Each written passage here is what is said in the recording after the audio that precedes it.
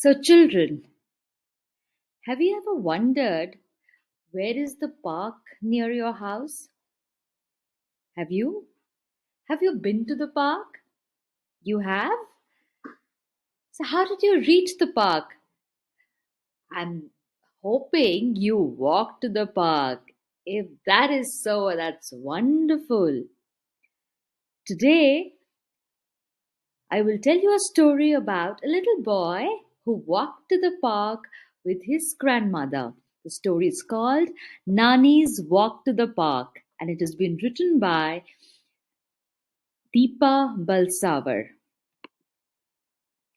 Do you see the Nani here? Grandmother? Isn't she just like yours? Yes. So once a week, Nani used to go to the park, but today, Winky wanted to go with her. I walk slowly, says Nani, and I take my time getting there. I don't mind, says Venky. So Nani picks up her shopping bag and starts to cross the road. But Nani, says Venky, the park is that way. Now, do you see this picture here? A picture of crossroads where Nani points in one direction and Venky points in the other. Do you also spot a couple of other kids jogging down the lane and a couple of another kids cycling down? So these are different modes by which one could reach the park. We'll go this way, says Nani, through the lane of treasures. Lane of treasures? What a wonderful name for the market. The shops here sell everything. When Nani finishes shopping, Venki points to a gate and asks, Nani, shall we take a shortcut? We'll be there at the park in no time. Now here's a picture of that lane of treasures. Can you see the lane at all? It's completely filled with lots of different kinds of fruit sellers, vegetable sellers, shops. So there's very little space left for anyone to move down the lane other than just by walking. Walking is the best way to go through a market, and that's one of the lanes that Venki and his grandmom have chosen to reach the park. That's nice, isn't it? So, Nani says no to go directly to the park. She wants to go through the lane of beauty as well. Lane of beauty?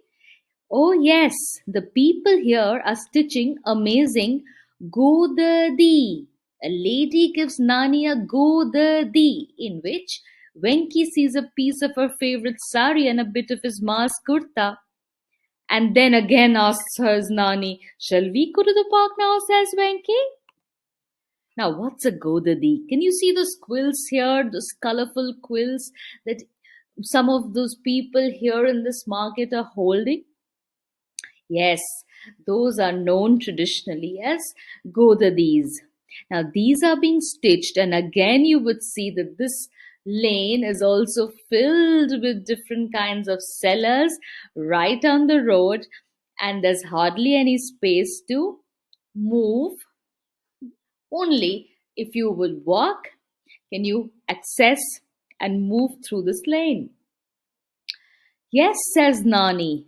Now next we'll take the lane of happiness. Come, come, Nani calls softly, and Venki laughs as dogs and cats tumble out from everywhere. Yes, this lane is a lane of dogs and cats. Nani pours the milk she bought at the market and they watch as the animals lick the bowls clean. Venki doesn't want to leave the lane of happiness, but Nani reminds him that they are on their way to the park. Next, Nani and Venki walk through a lane behind a little school. That's interesting. Now, in this picture here, you would see a mall or a cinema, and on the left, you see some new modes of transport an auto rickshaw, a, a four wheeler, a bicycle. On the right, you would see those dogs and cats that Venki and his grandmother are feeding. That's such a beautiful picture and another way to reach Venki's park. At the school, the children are playing Langri, Lagori, and Sakli. Is this the lane of noise? Asks Winky. No, it's the lane of mischief. It reminds me of you and your friends, laughs Nani. Have you named all the lanes in the city? Asks Winky. Not all, smiles Nani, only the ones that are important to me.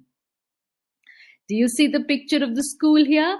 Yes, the children are all playing, and grandmom, Nani, is waving at them as waving at the teachers as well, and they wave back.